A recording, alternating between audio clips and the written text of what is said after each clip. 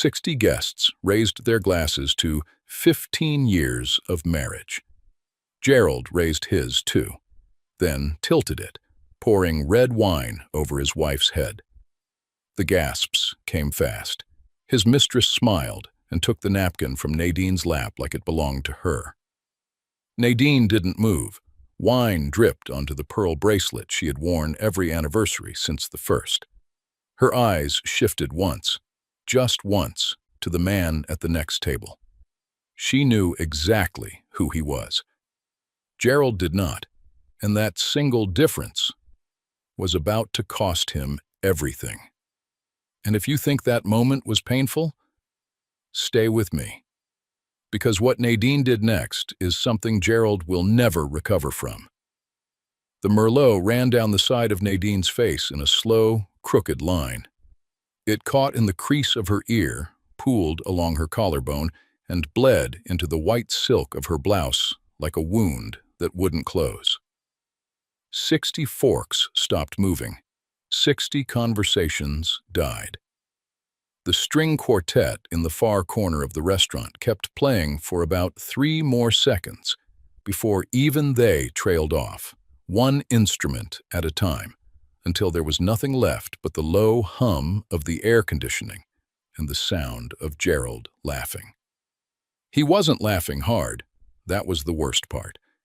It was the kind of laugh a man lets out when he's done pretending, lazy, satisfied, like he'd finally said out loud what he'd been thinking for years. He leaned back in his chair, adjusted his cufflinks, and looked at the woman seated to his left. Simone. She was younger, sharper in the jaw, wore a fitted emerald dress and a gold necklace that caught the candlelight every time she moved. She reached across the table and picked up the cloth napkin from Nadine's place setting, not hers, Nadine's, and pressed it gently against her own bottom lip. Then she smiled. Not at Gerald. At Nadine. It was the kind of smile that doesn't need words, the kind that says, "I'm here now. You're done." Gerald draped his arm across the back of Simone's chair and turned to the table, to his guests, his family, his co-workers, the people who had watched him marry this woman 15 years ago, and said loud enough for every single one of them to hear, "See, this is what I've been dealing with. 15 years of a woman who just sits there, no fire, no spark. You know what that's like? Like coming home to furniture." Simone tilted her head and looked at Nadine with something between pity and amusement. "Baby, you don't have to explain yourself to her," she said, loud enough for the table to hear. "Some women don't know when to let go." She smoothed the napkin across her lap, Nadine's napkin, and leaned her shoulder into Gerald's arm like she was settling into a chair she'd already claimed. A few people shifted in their seats. Gerald's mother, Estelle, lifted her wineglass and looked away with a tight, knowing smile. Nobody spoke. Nadine's fingers whitened around the stem of her glass, just for a second. Then they relaxed. She reached up slowly and wiped a line of wine from her temple with the back of her hand. She didn't stand. She didn't cry. She didn't look at Gerald. She looked past him, past Simone, past Estelle, past every frozen guest in that room, to the table directly behind Gerald's shoulder. A man sat there, mid-60s, silver temples, dark suit, reading glasses folded on the tablecloth beside a half-finished glass of water. He wasn't eating. He wasn't pretending to look away. He was watching. And when Nadine's eyes found his, he gave one small nod, so small that if you blinked, you'd have missed it. Judge Raymond Price, family court, 32 years on the bench, and Nadine's late father's closest friend. Gerald didn't see him. Gerald didn't even know he was in the building. And the woman sitting in that wine-stained blouse, with Merlot still dripping onto the pearl bracelet her husband clasped on her wrist the night of their first anniversary, She wasn't broken. She wasn't even surprised. She was counting down. 15 years earlier, Nadine had been 23 and working the front desk at a law firm in East Atlanta when Gerald walked in, wearing a suit that didn't quite fit and a smile that did. He was there to deliver paperwork for a real estate closing. A small deal, barely 5 figures, but he talked about it like he was brokering the skyline. Nadine remembered the way he leaned on her desk and said, "One day, you're going to see my name on a building." She didn't laugh. She said, "Then you better learn how to tie that tie." He called her the next day. They were married within a year. In the beginning, it was the kind of love that doesn't know how to sit still. Gerald was always moving. Open houses on Saturdays, investor calls on Sundays, dinner meetings with clients 3 nights a week. And Nadine was beside him for every single one. She managed the books when the accountant quit. She hosted the dinners when clients needed convincing. She charmed the wives of the men Gerald needed to impress, remembering their children's names and their anniversary dates when Gerald couldn't be bothered. When his first big deal closed, she was the one who found the office space and negotiated the lease. When his credit was too thin for a business loan, she co-signed without hesitation, put her name on the line before he even finished asking. She built the floor he walked on, and for a while, he knew it. Then the money got better, the suits got sharper, the events got bigger. And somewhere between year 7 and year 10, Gerald stopped introducing Nadine at parties and started introducing himself. "You wouldn't enjoy it," he'd say when an invitation came. Then, "You wouldn't fit in." Then, nothing at all. He just stopped asking. Nadine noticed the small things first. A receipt from a downtown restaurant she'd never been to, table for 2. A second phone charger tucked inside his briefcase. Cologne she hadn't bought. He started showering before bed instead of in the morning. He stopped kissing their son, Elijah, goodnight, and started nodding at him from the hallway, like the boy was an employee. Then Estelle started visiting. Gerald's mother had never been warm to Nadine, not cold exactly, but distant in the way that women are when they believe their sons married beneath them. But now, Estelle was showing up every weekend with opinions she used to keep behind her teeth. "Gerald needs a woman who matches his level now," she said once over Sunday brunch while Nadine cleared the plates. "You were good for the early years, baby. But men like Gerald, they grow past their starter wives." Nadine didn't respond. She just stacked the dishes and let the silence do the talking. One evening, while organizing Gerald's home office, Nadine found a receipt from a jeweler. Custom necklace, 18-karat gold, emerald pendant. It wasn't for her. Nadine's birthday had passed 2 months earlier, and Gerald had given her a gift card. She photographed the receipt, slid it back into the drawer, and closed it quietly. 2 weeks later, she saw the necklace. Not on herself, on the firm's Instagram page, a group photo from a client appreciation event. Second row, third from the left, a young woman with sharp cheekbones and an emerald pendant resting just below her collarbone. Simone. Nadine zoomed in on the photo. She looked at the necklace. She looked at the receipt saved in her phone. And then she locked the screen and set the phone face down on the kitchen counter. She didn't cry. She didn't call anyone. She just stood there in the kitchen, one hand resting on the counter, the pearl bracelet catching the overhead light, and breathed. Some women scream when the truth arrives. Some fall apart. Nadine went quiet. And when a woman like Nadine goes quiet, that's when everyone should start paying attention. It was a Thursday night, 3 weeks before the anniversary dinner, when Nadine found the rest. Gerald was on a business trip, or at least that's what he called it. He'd left his laptop on the kitchen counter, lid closed, like it didn't matter, like she'd never think to open it. That kind of carelessness doesn't come from trust. It comes from the kind of arrogance that makes a man believe the woman who built his life wouldn't dare question it. Nadine opened it.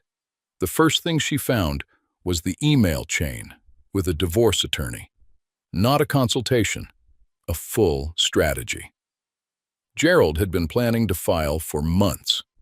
The attorney's advice was clinical and detailed. Restructure assets before filing.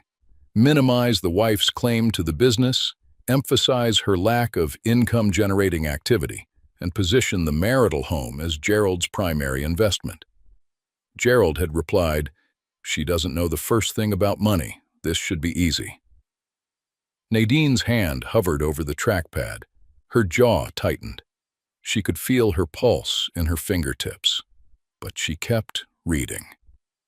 3 folders deep, she found the transfers. Gerald had been moving assets into Estelle's name for over a year. 2 rental properties in Decatur, a brokerage account worth nearly $200,000, a savings fund with 6 figures sitting untouched. All routed through his mother as a financial shield, designed to make the marital estate look smaller than it was. Every transfer had Estelle's signature. Every approval had Gerald's email confirmation attached. And then came the lease. Estelle had co-signed a luxury apartment for Simone. 1 bedroom, Buckhead, floor-to-ceiling windows, concierge lobby, rooftop pool. Paid for monthly out of the family trust.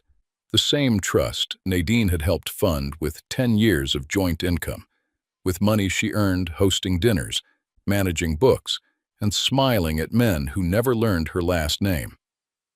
Estelle's signature was on page 1. Gerald's approval was in the email thread.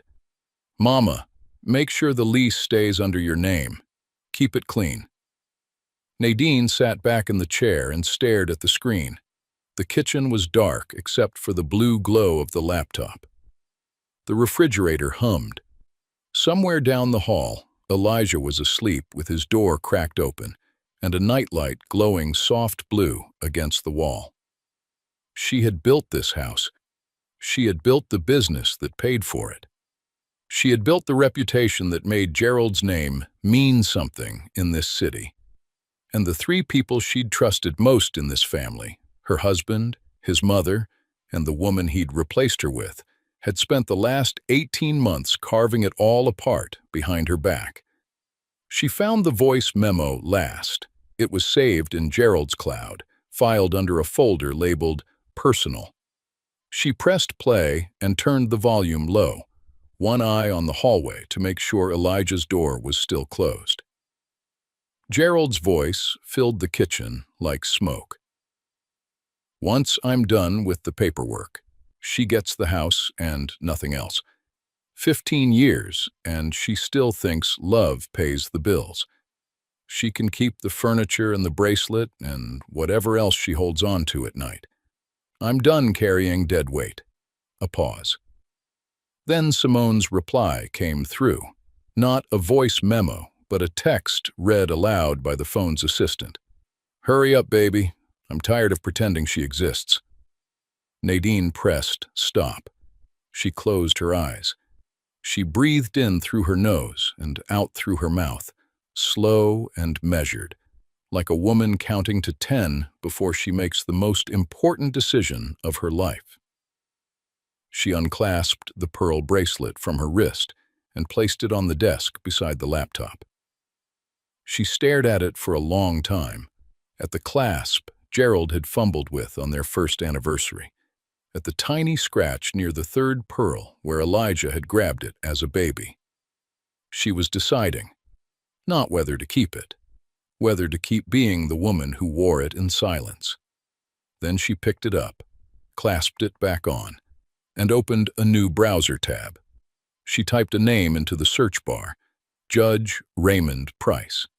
She found his office number, She dialed from a number Gerald wouldn't recognize, a prepaid phone she'd bought at a gas station the week before, when the first seed of knowing had taken root in her stomach. The call lasted less than a minute. All anyone would have heard was this. "Uncle Ray, it's Nadine. I need to talk to you. Not as family, as a judge." She closed the laptop, turned off the kitchen light, and whispered into the darkness, 15 years. You're going to feel every single one." Nadine moved like water after that, slow, deliberate, and impossible to hold. She didn't tell a soul. Not her sister, not her best friend, not the mothers at Elijah's school who always asked too many questions at pickup. She kept her face the same. She kissed Gerald goodbye in the mornings. She ironed his shirts.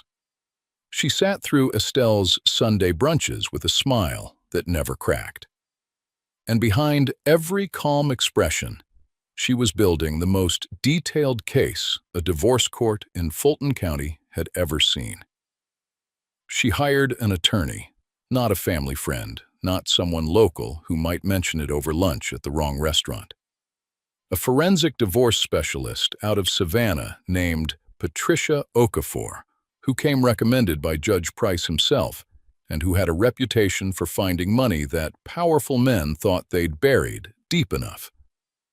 Nadine paid the retainer from a personal savings account Gerald didn't know existed, money she'd been putting away in small amounts for over 6 years. Not because she planned this, because something in her always whispered that the floor she built for Gerald might one day give way beneath her own feet. Patricia was methodical and relentless. She helped Nadine catalog every asset transfer, every forged signature path, every misdirected payment. They built a file that read like a financial crime novel. Bank statements highlighted in yellow, property deeds with Estelle's name circled in red, email screenshots time-stamped and printed on legal paper. The lease agreement for Simone's apartment was tabbed with a red flag. The voice memo was saved on 2 separate USB drives. Nadine kept the entire file in a locked drawer inside a storage unit she rented under her maiden name in a part of the city Gerald had never visited. Judge Raymond Price could not preside over her case. He knew that, and so did Nadine. But what he could do was guide her. He sat with her in his chambers one afternoon, his reading glasses low on his nose, the afternoon sun falling across the bookshelves behind him, and told her, "Your father asked me to look after you the year before he died. I gave him my word. And I'm telling you now, you have the standing, you have the evidence, and you have every right to walk into that courtroom and take back what's yours." He paused. He looked at her the way her father used to, like he could see something in her that the world kept overlooking. Then he said quietly, "He'd be proud of how still you're sitting in that fire, Nadine." Nadine didn't cry, but her hand drifted to the pearl bracelet on her wrist, and she held it like it was the last thing connecting her to the woman she used to be. Meanwhile, Gerald was getting sloppy in the way that only arrogant men get sloppy, not through mistakes, but through the belief that no one was watching. He brought Simone to a business dinner at a steakhouse in Midtown, where a colleague's wife noticed something that made her stomach turn. The gold earrings Simone wore that night, pearl drops with a gold clasp, matched a set the woman had seen on Nadine at a brunch 2 years prior. The same set Gerald had bought alongside the bracelet for their 10th anniversary. A matching pair, one for the wife, one, apparently, for the replacement. The colleague's wife didn't say anything at dinner, but she called Nadine the next morning over coffee and told her everything. The earrings, the way Simone had laughed too loud, the way Gerald had ordered for her like a man showing off a new car. Nadine listened with the phone pressed to her ear, her hand steady, her breathing even. She thanked the woman. She hung up, and she added it to the file. 3 days before the anniversary dinner, Gerald called Nadine from his office. "I want to do something big for the 15th, he said, his voice carrying that performative enthusiasm Nadine had learned to recognize years ago. "Reserve the Piedmont room at the Waterford. 60 guests. Full bar. I'll handle the toast." Nadine agreed without hesitation. Her voice was warm and cooperative and revealed absolutely nothing. What Gerald didn't know was that she had already been planning the dinner herself, just not the version he imagined. She arranged the seating. She chose the wine list. She confirmed every name on the guest list and added 3 that Gerald hadn't thought to include.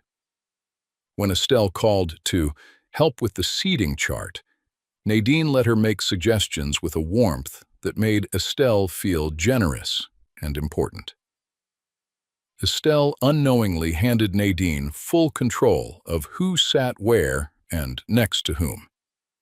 Nadine placed Judge Price at the table, directly behind Gerald's chair, close enough to hear every word of the toast, close enough to see the wine pour, close enough, if needed, to testify. And then she did something Gerald would never suspect. She picked up Gerald's phone while he showered that Thursday night and sent a text to Simone. "Come to the dinner Saturday. Sit next to me. It's time people see us together." Simone replied in seconds. "Finally. I'll wear the necklace." Nadine read the reply, deleted the notification, and placed the phone back on the nightstand. The night before the dinner, Nadine stood in front of her bathroom mirror. She fastened the pearl bracelet on her wrist and held it under the vanity light. She looked at herself for a long time, at the lines around her eyes that hadn't been there 15 years ago, at the steadiness in her gaze that had. She whispered, "One more night, then you can rest."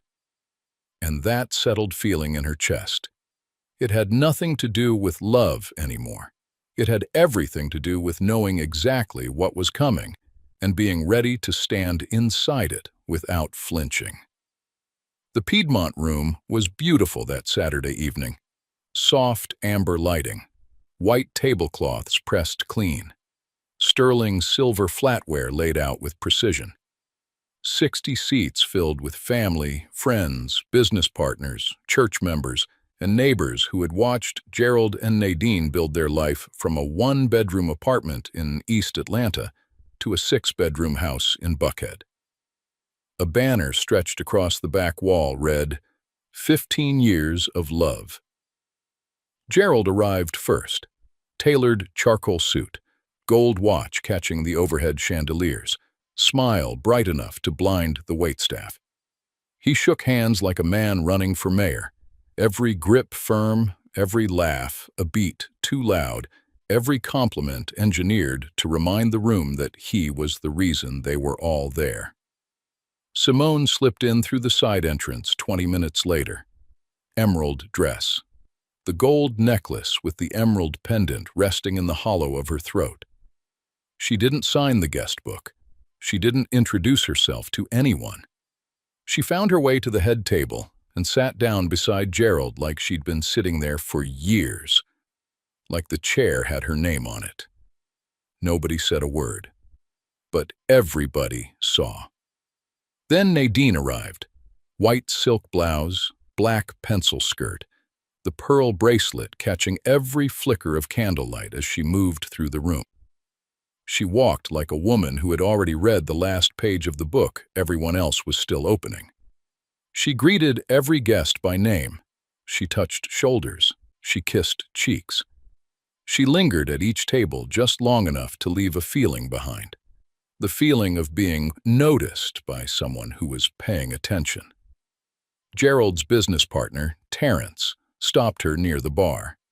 He looked at her face for a long moment, not at the blouse or the bracelet, but it's something in her eyes that hadn't been there the last time they spoke. A stillness that felt deliberate. "You look like a woman who knows something the rest of us don't," he said. Nadine smiled, the kind of smile that gives nothing and takes nothing. "I just know how to enjoy an evening, Terence." Estelle arrived in a burgundy dress with gold buttons and took her seat near Gerald. She squeezed his hand under the table and whispered, "After tonight, it's done." Nadine was close enough to hear. She picked up her water glass, took a sip, and set it down without a single change in her expression. Judge Price entered quietly through the main door. He nodded to the hostess. He took his seat at the neighboring table, placed his reading glasses beside his water glass, and unfolded his napkin with the unhurried patience of a man who had spent 3 decades listening to other people's truths come to the surface. Gerald didn't notice him. Gerald didn't even glance in his direction. As the main course was served, Nadine watched the room the way a chess player watches a board. Simone was growing louder, laughing at Gerald's jokes with her hand on his forearm, leaning into him whenever a camera appeared, tossing her hair so the emerald pendant caught the light. She was performing, and the room could feel it. 2 of the wives at the far table had stopped talking and were watching Simone with the kind of quiet focus that comes right before a conversation that will be had in the parking lot on the way home. Gerald's college friend, Wesley, leaned across and said something to Nadine about Elijah's baseball season. She answered with warmth and detail. Stats, game days, the name of his coach. Wesley glanced at Gerald, who was whispering something to Simone, and then back at Nadine. The contrast was loud enough to echo. Halfway through dinner, Gerald leaned over to Nadine and said, in that dismissive tone he'd perfected over the years, "Go check on the dessert order. I don't want the kitchen dragging their feet. That's about your speed, right?" Nadine set her fork down. She turned and looked at him. Not at the table, not at her plate, at him, directly. And she said calmly, without blinking, "I think I'll stay right here tonight." Gerald blinked. Something in her tone made the back of his neck stiffen. A muscle in his jaw twitched. Simone shifted in her seat and uncrossed her legs. Estelle's fork paused halfway to her mouth, but the moment passed. Gerald laughed it off like it was nothing, refilled his glass for the 3rd time, and stood for his toast. He held the wine glass high. 60 people went quiet. He grinned, the wide, self-satisfied grin of a man who believes the room belongs to him, and said, 15 years. 15 long, long years. Then he tilted the glass, and everything that happened next, the room would never forget. The wine hit Nadine's scalp and ran in thin red rivers down her forehead. It seeped into the collar of her silk blouse and spread like something that had been waiting to stain. The room gasped, not the polite kind, the kind that comes with widened eyes and hands pressed to mouths and chairs scooting backward from the table. Gerald sat back down like a man who had just told a joke that landed. He draped his arm around Simone's shoulder, and she reached across the table, picked up Nadine's napkin, and pressed it against her own mouth like she was cleaning up after a meal that had nothing to do with her. She looked at Nadine while she did it. The smile hadn't left her face. The room held its breath. Every eye in the Piedmont room was on the head table, and Nadine stood, slowly, wine still dripping from her temple, running along her jaw, catching in the curve of her ear. She didn't wipe her face. She didn't touch her blouse. She didn't raise her voice. She lifted her left hand and touched the pearl bracelet on her wrist once, gently, like she was saying goodbye to something she had carried for a very long time. And then she spoke. "Gerald." Her voice was low, steady, quiet enough that the entire room leaned forward in their chairs. "I want to thank you for tonight, for showing every person in this room exactly who you are, because I've been carrying that truth alone for months, and honestly, I was getting tired." Gerald's arm slid off Simone's shoulder like it had been cut loose. His mouth opened, but nothing came out. For the first time in 15 years, Gerald had no script. Nadine reached into the clutch bag hanging on the back of her chair and pulled out a slim white envelope. She set it on the table in front of him, centered between his plate and his overturned wine glass. "That is a forensic audit of every asset you transferred into your mother's name over the past 18 months. Every dollar you moved out of our joint accounts. Every property you hid behind her signature. Every transaction you thought I was too simple to understand." Estelle's wine glass hit the tablecloth. She didn't drop it. She set it down too fast, and it toppled sideways. Red wine spreading across the white linen like a mirror of what Gerald had just done to Nadine. The symmetry was so perfect that two guests at the far end of the table actually looked at each other and then looked away, as if they'd witnessed something that was never supposed to be seen. Nadine pulled out a second envelope. Her hand was steady. Her voice did not waver. "This is the co-signed lease your mother arranged for your girlfriend's apartment in Buckhead, paid for monthly with money from our family trust. The trust I helped build while you were still selling timeshares out of a strip mall office on Moreland Avenue and borrowing gas money from my purse." Gerald's jaw clenched so hard, the vein in his temple rose to the surface. He looked at his mother. Estelle's eyes were on the tablecloth. She wouldn't look up. She couldn't. Then Nadine turned to Simone. She didn't raise her voice. She didn't step closer. She didn't need to. She simply looked at her and said, "That necklace you're wearing, the emerald one Gerald picked out, I have the receipt. He paid for it with money from our son's college fund. A fund I opened the week Elijah was born. You've been decorating yourself with my child's future, and you didn't even bother to ask where the gold came from." Simone's hand went to the necklace like it had burned her skin. Her lips parted, but the words wouldn't come. Her eyes darted to Gerald, but Gerald was staring at Nadine like he was seeing her for the first time in his life. Across the room, someone exhaled hard, the kind of breath people let out when they've been holding everything in and can't hold it anymore. Nadine turned one last time. She gestured, not dramatically, not with a sweeping arm, just a calm lift of her hand toward the neighboring table. "Most of you don't know the gentleman sitting right there. His name is Judge Raymond Price. Family court. 32 years on the bench. He was my father's closest friend. He promised my father before he passed that he would look after me. He has been advising me, not on revenge, but on rights, my rights, and I have exercised every single one of them." She paused. The room didn't breathe. 60 people sat frozen in their seats, and the only sound was the faint creak of Judge Price's chair as he shifted slightly, his hands folded in his lap, watching Gerald the way a man watches a storm that has already passed but doesn't know it yet. "The divorce filing was submitted this morning, Gerald. You are not leaving me. I already left you." Gerald shoved his chair back. The legs screamed against the hardwood. He opened his mouth to speak, to argue, to explain, to do what he had always done, talk his way through the damage.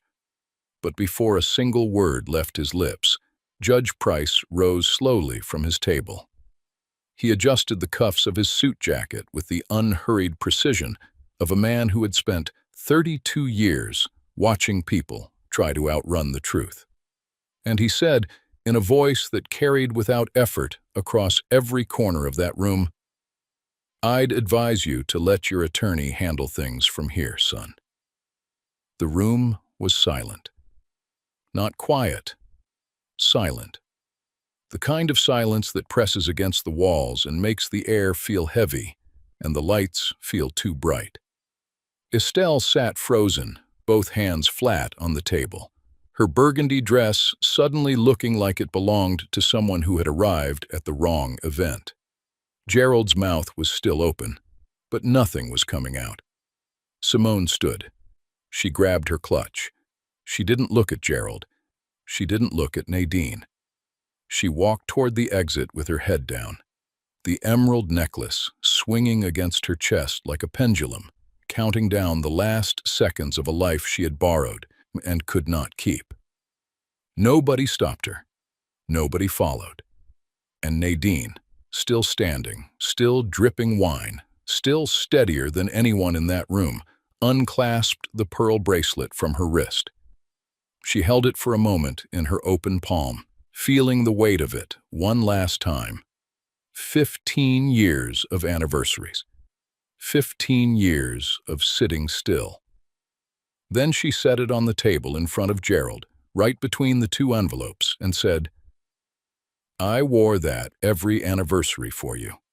I don't need it anymore." She picked up her clutch, straightened the collar of her stained blouse, and walked toward the front door of the Piedmont room. Her heels clicked on the hardwood in a rhythm that sounded nothing like retreat. 60 people watched. Not one of them spoke. The door closed behind her softly, and inside that room, Gerald sat alone at the head of a table set for celebration, with an envelope in each hand, an empty chair where his mistress had been, a mother who wouldn't meet his eyes, and a pearl bracelet resting on the tablecloth between two overturned wine glasses. The string quartet didn't start playing again. The days after the dinner moved the way water moves through a crack in a wall, slow, steady, and impossible to stop. Within the week, Gerald's business began to shift. Not publicly at first. It started with silence, calls that weren't returned, emails that were answered 3 days late with language that used to be warm and was now strictly professional. Lunches rescheduled, meetings shortened.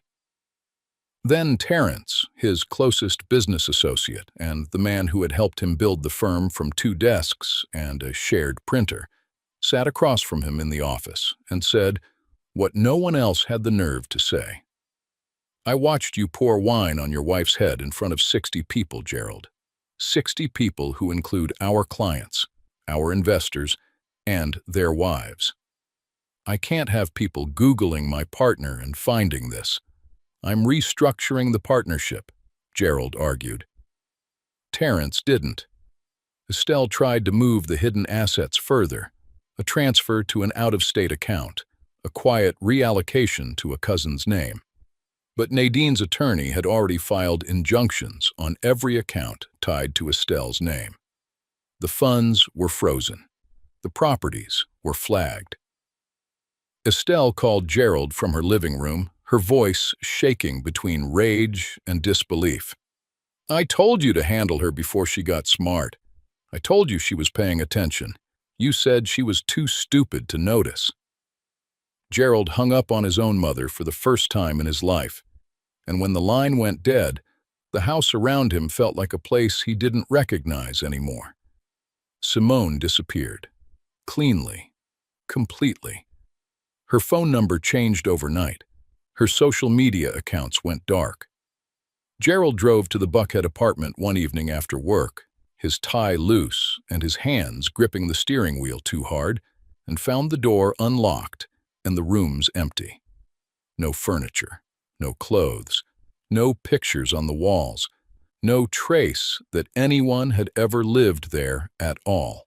The only thing she left behind was the necklace, the gold chain with the emerald pendant, sitting on the bare kitchen counter like a receipt she didn't want to carry anymore.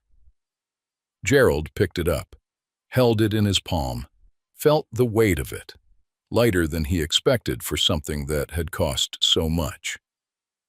And for the first time in 18 months, standing in that empty apartment with the echo of his own breathing bouncing off bare walls, he understood exactly what it had cost.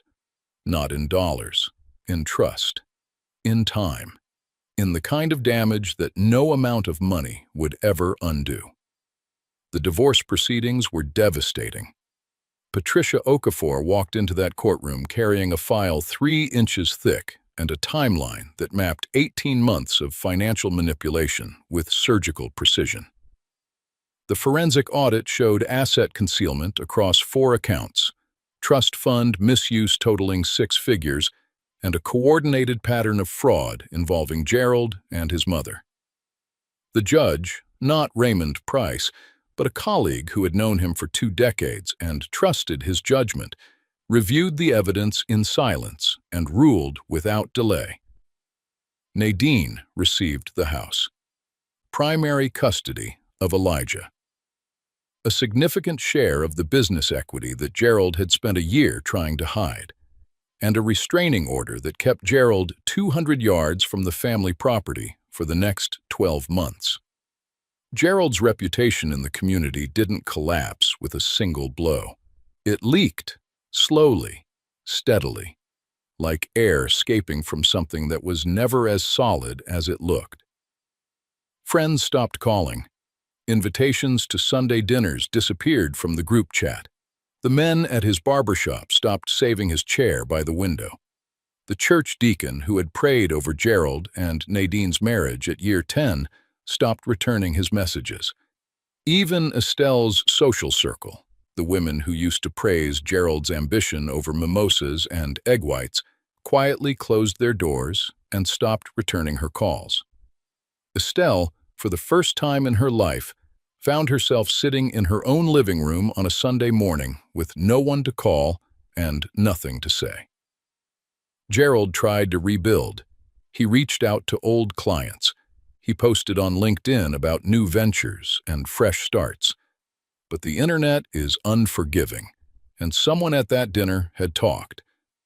The story traveled in whispers at first, then in text threads, then at brunches, then in the kind of quiet, certain way that reputation destruction always moves when the facts are undeniable. Gerald's name, which he had spent 15 years polishing, now carried a different weight entirely. One evening, 2 months after the ruling, Gerald called Nadine. She answered on the 3rd ring. His voice was lower than she remembered, rougher, tired. There was no music in the background, no sounds of a restaurant or a bar, just the hollow echo of a man sitting alone in a room that used to be full. "You destroyed everything." Nadine was quiet for a moment. Then she said, in a voice that didn't shake, didn't rise, didn't carry a single ounce of the anger he was hoping to hear, "No, Gerald. You poured wine on your wife's head in front of 60 people. I just made sure they remembered." She hung up, and she didn't answer again. 6 months later, on a Saturday morning that smelled like fresh-cut grass and warm coffee, Nadine sat on the front porch of a smaller house on a quiet street in College Park. It wasn't the house she had shared with Gerald. This one she had chosen herself. 3 bedrooms, a wraparound porch with a wooden swing, and a magnolia tree in the front yard that bloomed white every spring like it was making a promise. She wore a simple cotton sundress, no pearl bracelet.